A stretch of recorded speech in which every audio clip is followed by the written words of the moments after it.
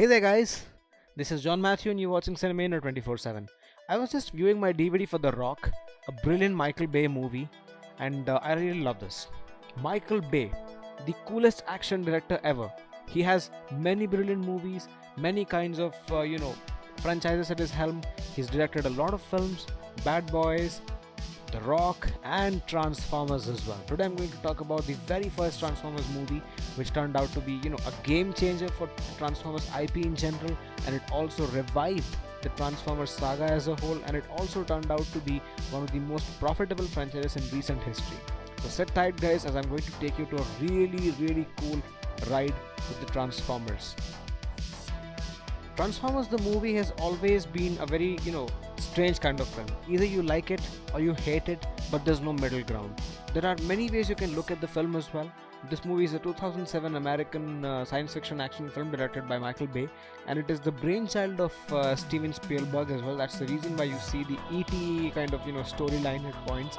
The basic story follows the idea of Sam Witwicky, who's this young high school grad who finds out that his second-hand car which he received from his father is an alien robot, and there's a lot of stuff happening that is going to drag him and his family into an ancient alien war, and how the entire film progresses forward is the entire story. Of course, this is a story that you might have seen in many films, and it looks like a military and a more action oriented version of the E.T. film that you saw in 1982.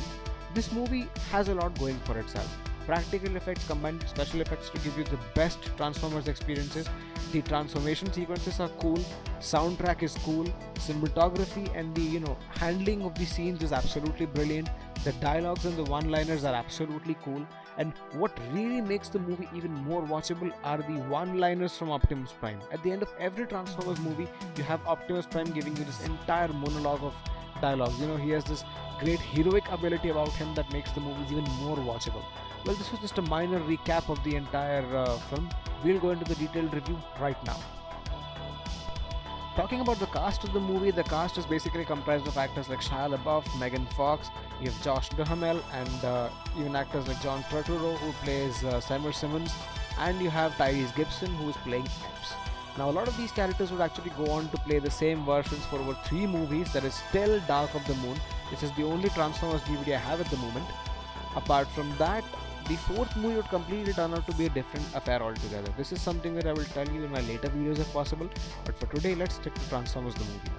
Now, Transformers has already been made into a movie that is back in the year 1986. You can check this out here. But of course, that movie turned out to be box office flop. Now it's a cult classic because after all, years of critical reevaluation have made the movie into a cool thing somehow. But that is the entire point of the movie. The cast is pretty seminal, pretty, brilliant, and of course, how can I ever forget Megan Fox?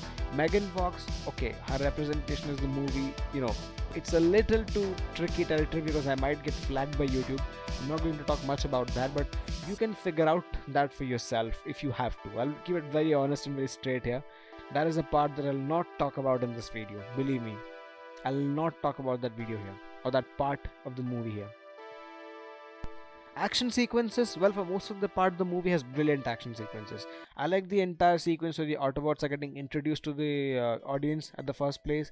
The entire final battle sequence in Los Angeles, that was brilliant.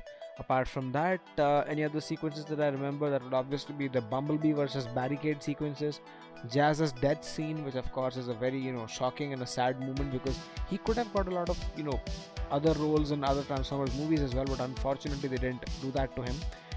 Now, there are criticisms to this movie, of course, criticisms that are very rooted and very natural in the sense that any long-term Transformers cartoon fan would of course tell you that the movies don't do much justice to the cartoons. They are partially correct, but partially wrong as well. Now, why they are wrong, I'll tell that to you in some other video. But right now, let's only focus on the flaws of the Transformers movie. The acting in certain places is absolutely choppy.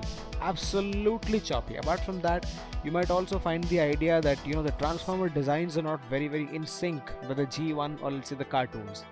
The cartoons have a different kind of Optimus Prime, and this Optimus Prime is totally different. Now, many of you may complain after watching Dark of the Moon here that Optimus Prime is not the kind of Prime that you've seen him in G1 or in any other iteration of Transformers whatsoever.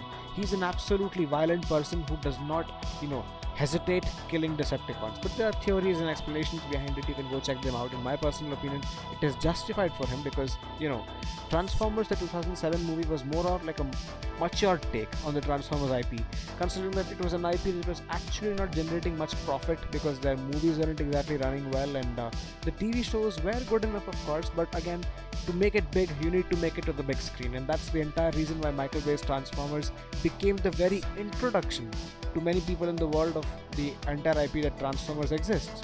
Exactly, Transformers the movies were responsible for introducing people to the Transformers lore in general. I am an exceptional case here, and I agree that this happens. I am the person who saw the movies first and then went into the cartoons, and then I realized, my god, there's such a goldmine of content that still remains to be mined out and checked out. In my opinion, the designs don't work well, the acting doesn't work well at places, the screenplay is outrageous, and it is written from the point of view of, let's say, a 13-year-old boy who's going through boyhood experiences. That's the reason why you see Megan Fox in the movies heavily sexualized, and I don't really appreciate that as a whole because it gives women the wrong kind of image in a movie. Of course, guys are guys, I agree with that, but sometimes you need to keep it in check. No problem with that. One special mention here would also go to Steve Jablonsky, who's given the score for the movies. My god, his score is exceptionally brilliant. For all the movies that he's come back to score and Linkin Park's soundtrack at the end, they're absolutely cool to listen. Especially the Arrival to Earth track for this movie is absolutely brilliant. And of course, the initial theme that plays in the opening, that is brilliant too. Anybody who's watching the Transformers movies on a binge watch, please do check them out and you'll love what I'm telling you here. Because I've watched them for years together now, and I've also loved them for everything that they've done, and also despised them for all the negatives that I mentioned in the video a couple of minutes back. So this is the entire review for me. We'll wrap up the video just in a short while.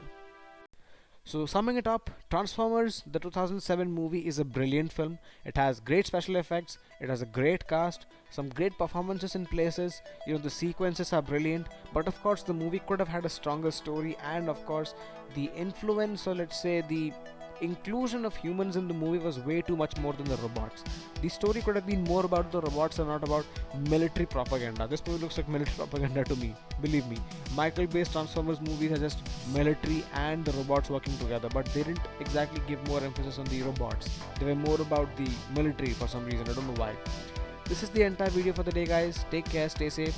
Please keep buying films on physical media. That's the best way you can protect and preserve movies for long. These will last longer than your streaming editions, believe me. Stay safe, take care, and Godspeed.